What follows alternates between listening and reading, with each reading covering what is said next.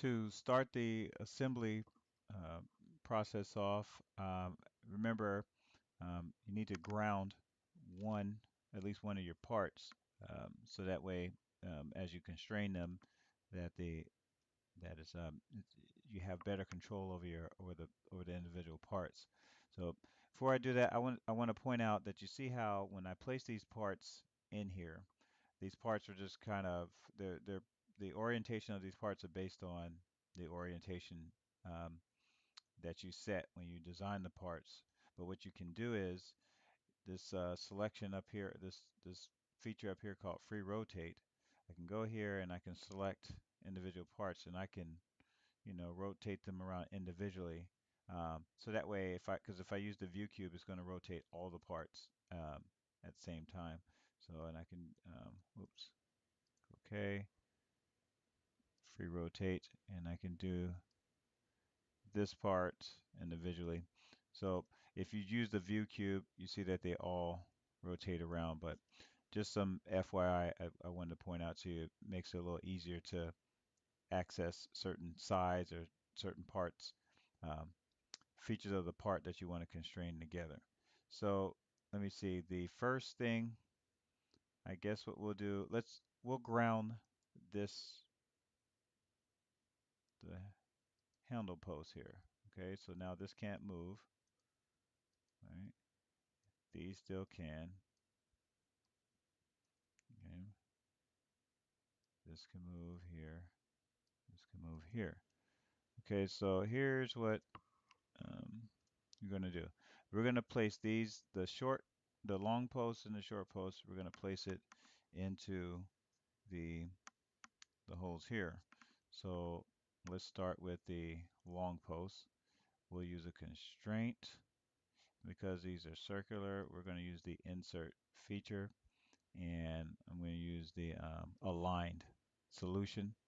So this here, this section here, I'll click align, and then I'm going to actually use, well, doesn't matter which side it's facing, but click line here.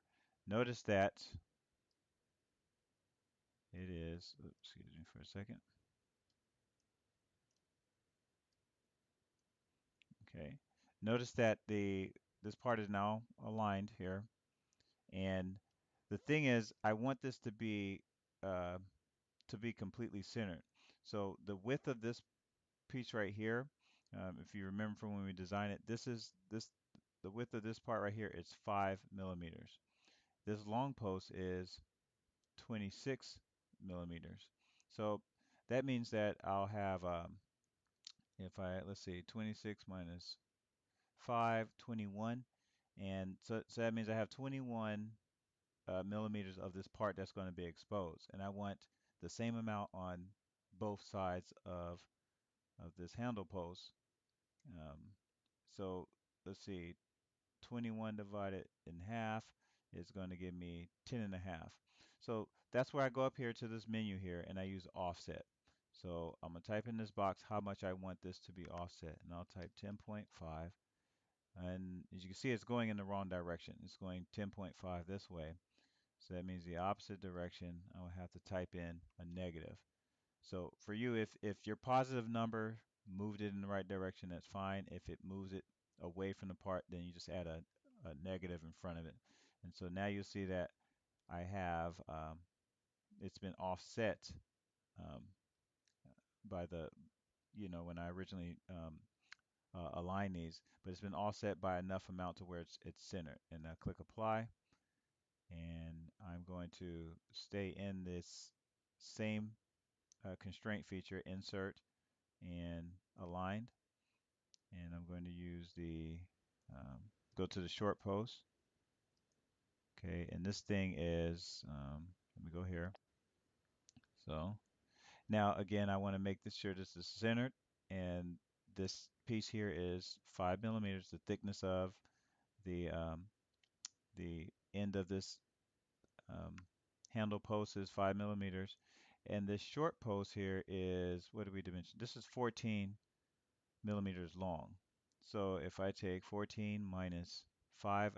That means I have 9 millimeters of this post that's going to be exposed, and I want half of it to be on one side and the other. I want the same amount to be on both sides. So what is half of 9? Um, that's what, 4.5.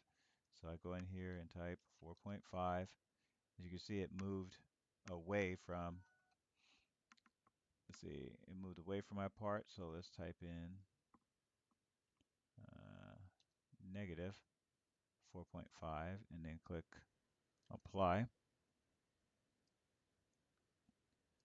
So you can kind of see here,